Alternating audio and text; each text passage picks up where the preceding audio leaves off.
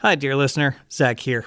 I'm proud of the work we did on Call of Discovery and Keyforge Public Radio, and last year I took my love of podcasts full time with my company, Rooster High Productions. If you know someone with a business who wants to broadcast their expertise through podcasts and derived social media marketing, send them my way to zach@roosterhigh.com. Thank you so much. Sike! One more, nerds!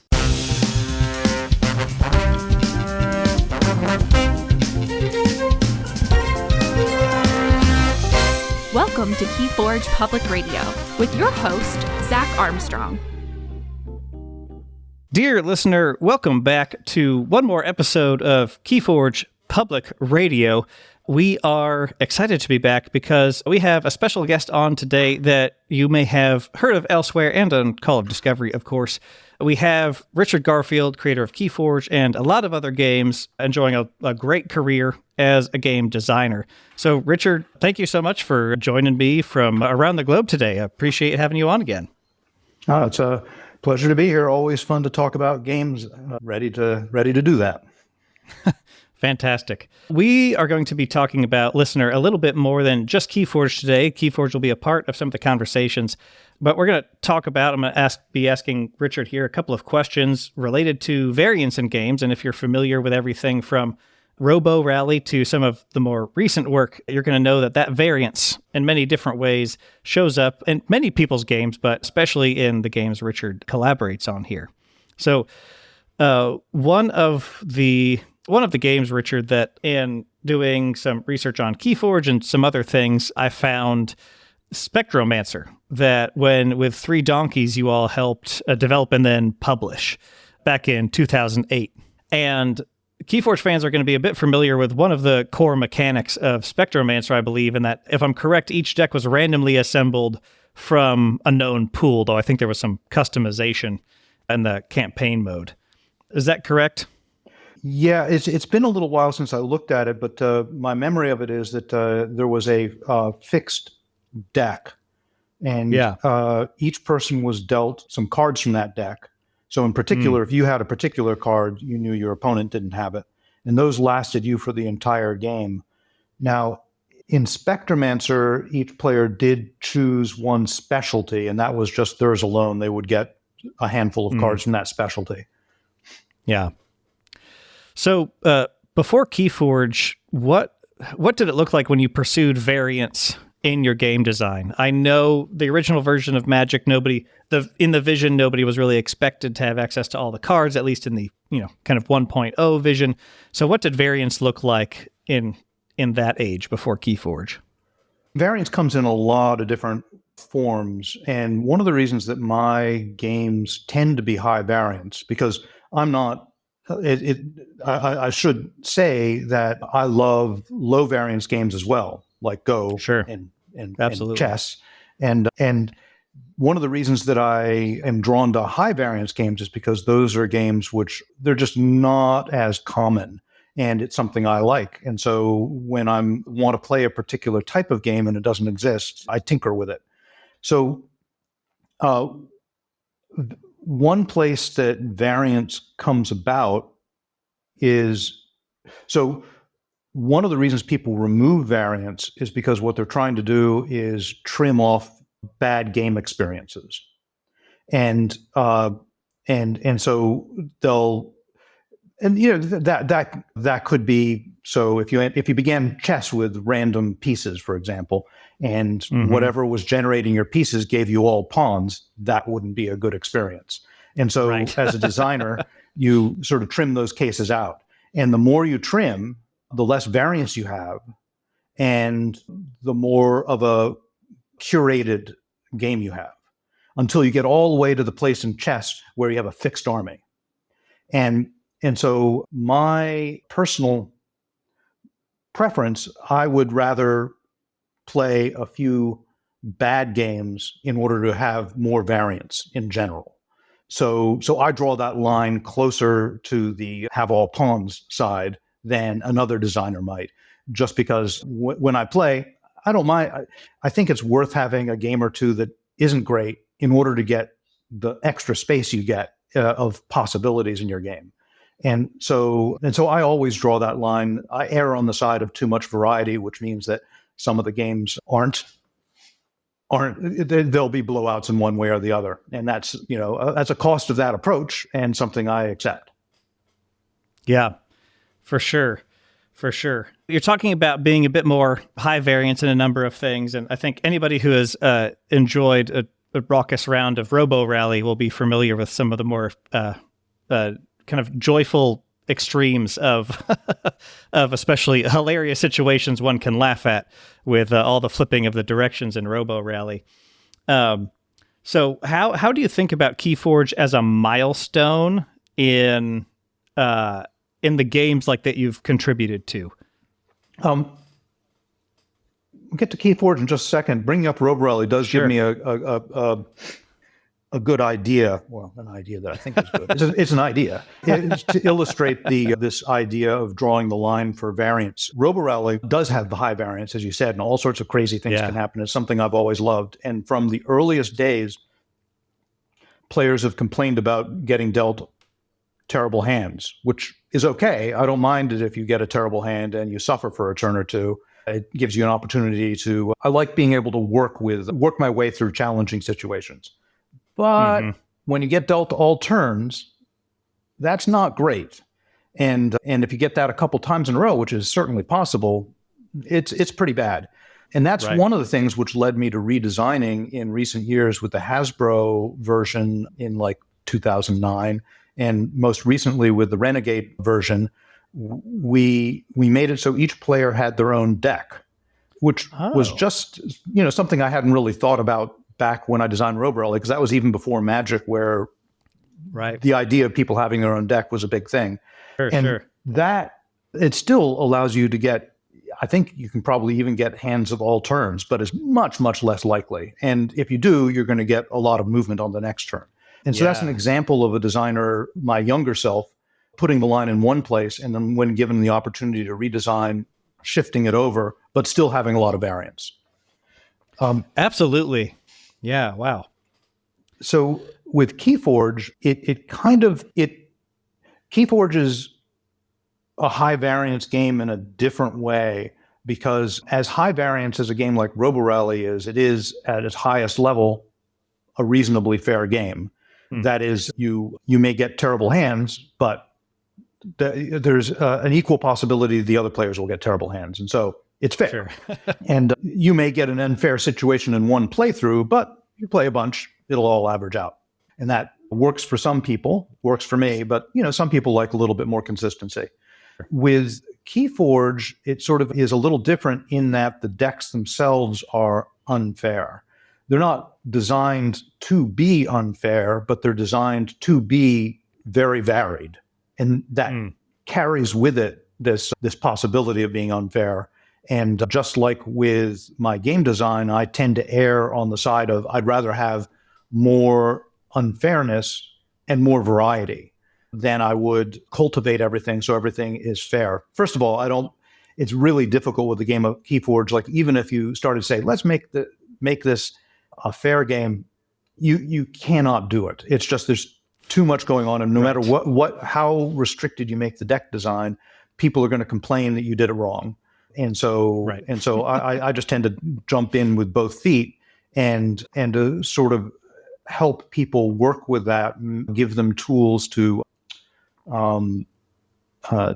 moderate their own environment for the experience they like, with handicaps, the chain system, but then also with my own design and designs from the community that I encourage, systems like where you each play the deck once and then you swap the decks. So when people want that sort of fairness, you can take unfair experiences and always make them fair. With Robo Rally, you might get one unfair game, but you play a league, it's all going to wash out. Same thing with poker. You're going to get an unfair season, but if you're a good poker player, you're going to win in the long run. With Keyforge, you've got these decks which are unfair, but the variety is crazy and it really excites people. You can make that fair if that's what you want. Yeah, absolutely. I think that taking ownership of one's play experience is a pretty big thing that people have talked about in Keyforge, because there is so much of that. With the design of Keyforge, there is so much for people to, if they're in a complaining mood, to grab onto and say, oh, well, are some decks stronger than others? And we'll say, yeah. And their reaction to that answer is often the dividing line between who may enjoy the game and who, may not enjoy the game. Where if they said, oh, some are fairer than others, like, can I take the strong ones and put them against each other? Can I go try to beat the strong ones with some ones considered weak, right? The infinite puzzle is something I like to call, a set of Keyforge matchups. Even some of my oldest decks will have new life when there's a new set out, and there's a new kind of unfairness to try out against. And sometimes the good decks have gotten worse over time, and then sometimes new things come out, and all of a sudden my now 6-year-old deck is very good again, just depending on the matchups and that variance, which is a lot of fun. Yeah, I know. I love that, and that is that question, that reaction to that statement that some decks are more powerful than others. You're right. That is a touchstone for players. There's an illustration of that in development that we had, which was when we had a particularly powerful deck. Some groups would because the groups were playing with the same decks, some groups would fight over that deck.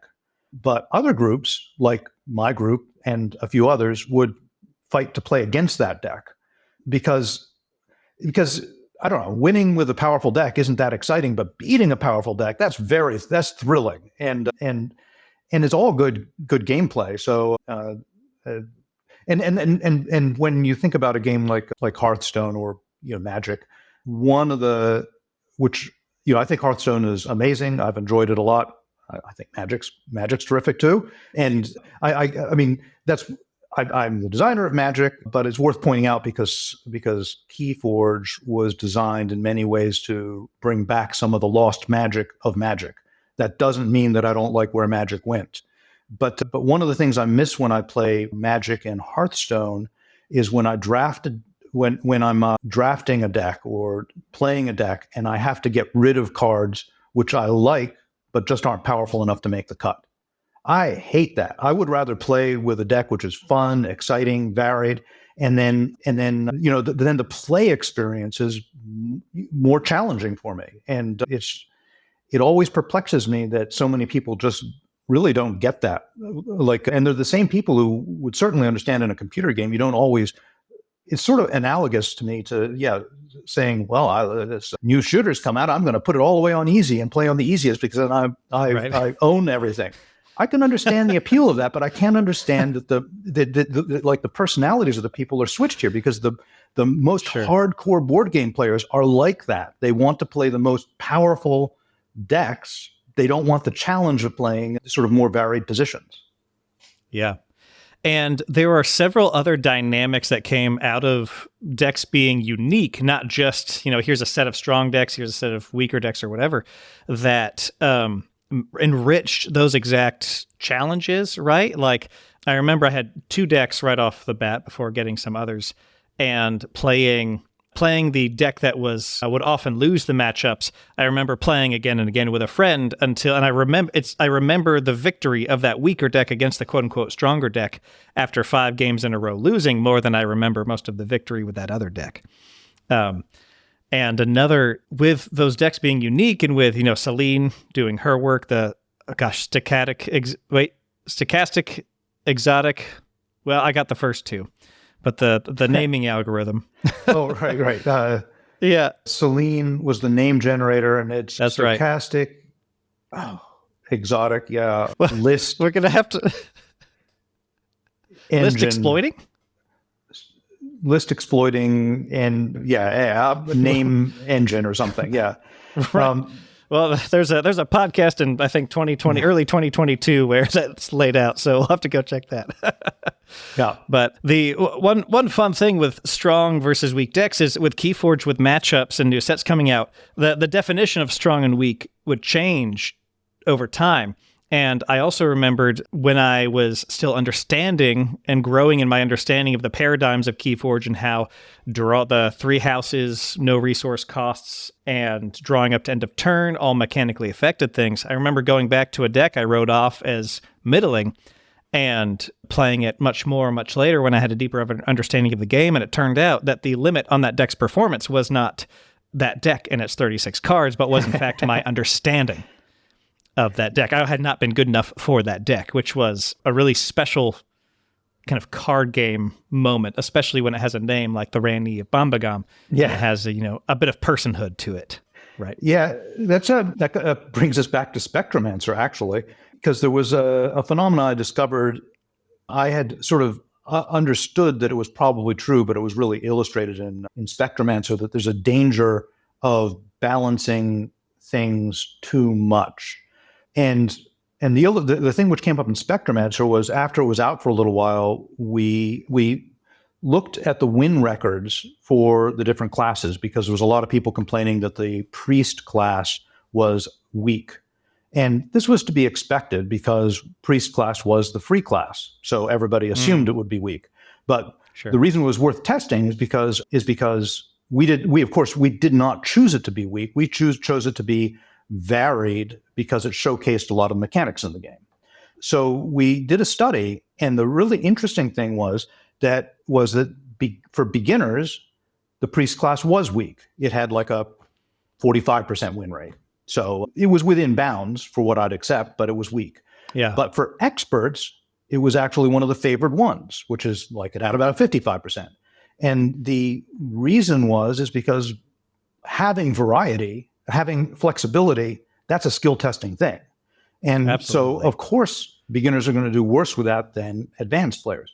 Similarly, there was a deck, the Necromancer, which people thought was broken, but it actually had a very low rate, and it was very good against beginners. But in moderate players, it was sort of even, and then experienced players, it was weak because you knew how to play around it. And this phenomena you see in essentially every game. If there's any depth to the game, balancing it for just the highest tier players will make it so the game is not as fun for the low tier players, and balancing it just for the low tier players makes it so it's not as fun for the high tier players. And so finding a way to do both or a middle ground is really important. Yeah, absolutely. Absolutely. Now, with some of the games in the oeuvre here, well, the games themselves aren't overly simplified. They have kind of more, family pointing art direction, everything from like King of Tokyo, Bunny Kingdom, Half Truths, which has a pretty entertaining setup, even Mind Bug.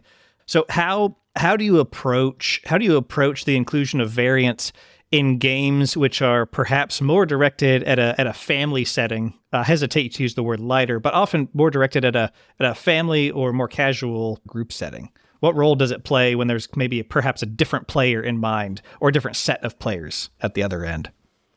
Well, high variance games are for broader family, party, kids, these and non-gamers. High variance is almost universally loved by that audience. They don't have the visceral dislike of, oh my gosh, dice, I hate dice, that sort of reaction. Right. And there's good reasons for them to like it because oftentimes, even if there is skill, anybody can win, or at least anybody can have some small victories along the way, which is something I aim to have. So I find that I don't have to work so hard with those audiences. But when I'm trying for games which are more gamer oriented, there are people who are difficult to sell high variance games to. And when I say sell, I mean sell the idea of. And one of the things and they're not for everybody. So I don't want to convince people who want more deterministic experiences to play these games. But in order to advertise that it's high variance, I usually like to have lighter, more cartoony, a little bit silly art, which is why you get a game like, so that's why with Keyforge, for instance, you had the House of Martians. I was really worried that Fantasy Flight was going to take it and make it all serious. And I really wanted to see sort of cartoony art with a sense of humor. I didn't mind if there were serious areas in the world, but I didn't want people to look at it and say, oh, this is a serious game, then sit down and say, this is garbage. I just got owned by luck in the serious game. But if you make Right. it cartoony and silly and it's got Martians in it, you're more playful sitting down, and that opens you Yeah. up to this idea. And then later on, you can find out, oh, there's a lot going on actually. Right. Yeah. Oh, yeah, absolutely. I think the Martians pretty solidly did that. Among other art directions, the Martians said, hey, don't this game can be played at a high level, but don't take yourself too seriously. You're using little green men. Yeah, exactly. And many of the other houses did a successful merging of two wacky archetypes to bring themselves together in some very silly way, like steampunk giants and Brobnar and such. So all very fun. All very fun. This, getting towards the ends of the questions here, this is a bit almost more of a kind of, not quite a full business question, but a lot of the designs you do or collaborate on you're brought on as kind of like the design partner or design originator or a big part of the development. And, they get to stick your name on the front of the box for nerds like me. And those who followed the details of your projects will know that you are like a co-owner of Popularium, which I believe I have correct, which is making Chaos Agents. There was a lovely little Gen Con TV teaser a few months back. So what does it mean for you to be a co-owner of a studio making a game that is following this thread of Variance? What does it mean to be an owner in that situation instead of the designer for the first few sets? It should be pointed out, I am the designer for Chaos Agents. Yes, sure. I do have a lot of people helping me. I would say being an owner there, it's really not much different than a regular game because I most of my games I get paid a royalty on, and so it's just a matter of I'm willing to stake whatever work I'm doing on this idea. And games are games themselves are a high variance business, and they're not all going to be hits. And in fact, most of the time I'd do better taking a fixed amount of money than I would taking a royalty. But I believe in each of the games, and I believe in it here. And so by doing that, by taking the royalty or taking ownership in the business, it just ensures that I'm being very serious about where I draw the lines, for example, with the variance. And I don't actually think that's necessary for me. I don't pay too much attention to the business end of my work. I'm so focused on, just trying to make the best games possible and make it appeal to as many people as possible and to explore something which is new. What are some of the core ideas behind Chaos Agents that are new and that are just exciting enough to put your stake on like you're doing? It is an auto battler. I'm sure they must have said that. That's public. and there are a number of other elements which I think are really exciting to it. But let's look at Auto Battler first. Auto Battler is this amazing genre of digital game, which you can trace it back to before auto chess, but auto chess is really what started to define what an auto battler was. And it really hit this chord for a lot of players because it seems like this perfect meshing of what it means to play a digital game and what you love about analog games. I feel like when I play these games that I'm not playing a game that I'd rather play around a table. And at the same time, I get a lot of the feeling that I get when I'm playing a game around the table, where I understand what's going on, and there's a lot of mechanics which feel sort of gamey rather than simulating. Sure. And so ever since auto chess came out, I, along with many other designers, have been taking that to heart and either working on board games which are inspired from that, or digital games which go in different directions. And that Chaos Agents is one of those. Fantastic. And dear listener, if you don't know Chaos Agents, there have been a few articles. I'll link those in the show notes so you can get more of the details on that, so we don't have to put poor Richard at risk here of the ire of the coworkers.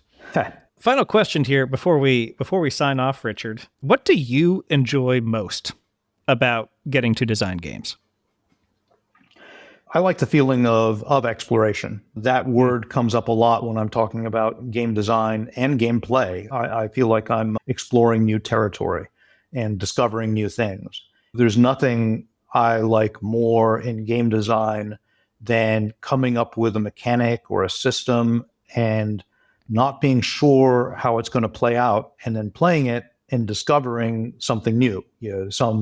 And sometimes whatever that is doesn't work out, but I almost always learn something new. And I still view myself as a student of games, and because I don't think games are ever going to stop teaching me. Agreed. And same here. There's a functionally infinite number of games to go play and design and experience all inside of them, for sure. For sure. Well, Richard, thank you so much for joining me today. I appreciate having you on Keyforge Public Radio. And yeah. Anything else for the Keyforge fans before we sign off? Yeah. Thanks for the interest. Play games. Play lots of games. Woo. Awesome. You heard him. All right. Thanks, everybody.